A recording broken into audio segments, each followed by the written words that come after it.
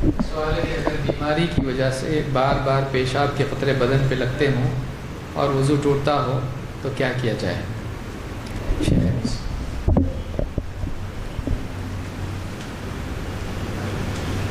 بسم اللہ الرحمن الرحیم۔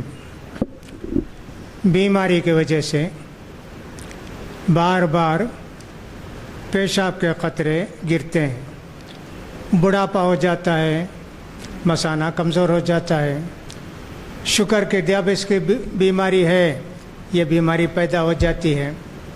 ویسے عورتوں کا حال ہے کہ صاحب ہمیشہ خون نکلتے رہتا ہے، جس کو استحاضہ کہتے ہیں۔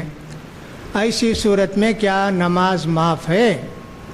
نماز تو بالکل معاف نہیں ہے، آپ کو اسی حالت میں نماز پڑھنا پڑے گا۔ پیشاب کا قطرہ گرتا ہے، ہاں اسی حالت میں نماز پڑھنا ہے۔ کبھی ایسا ہوا کہ اسپتال میں داخل کر دیا آپ کو اور پیشاب کے راستے کو بند کر کے نالی لگا دیا اور نالی سے بوتل میں کہ قطرہ پیشاب کا گرتے رہتا ہے، وہ صبح لگائے تو کل تک ہے، کل لگائے تو اور 2 دن تک بھی رہتا ہے، کیا اتنے وقت کی نماز معاف ہو جاتی ہے؟ نہیں معاف ہوتی، آپ کو نماز پڑھنا ہی ہے۔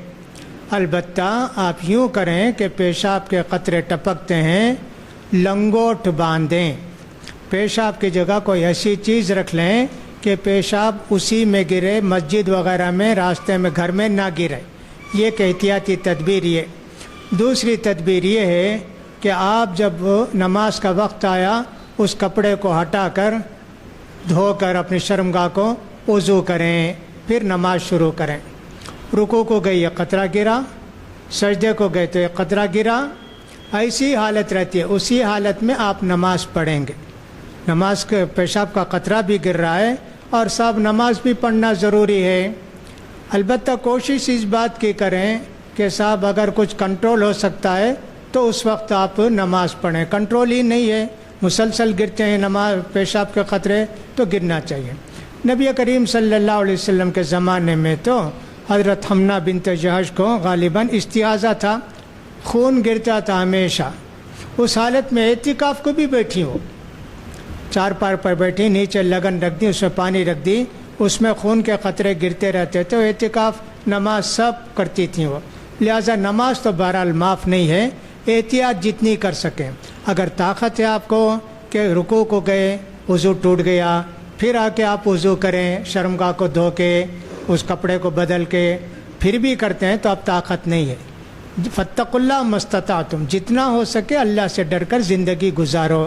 لہٰذا جن کے پیشاب کے قطرے بار بار گرتے ہیں اور کنٹرول کی کوئی صورت نہیں ہے، پیشاب کے قطرے گرتے ہوئے بھی وہ نماز پڑھیں گے، اور البتہ نماز کا وقت جب ہو کپڑا بھی دھو لیا، شرمگاہ بھی دھو لیا، وضو کر کے نماز پڑھے، پھر اس کے بعد جو قطرے گریں گے اللہ معاف کرے گا، آپ کی نماز قبول ہوگی۔ واللہ اعلم بالصواب۔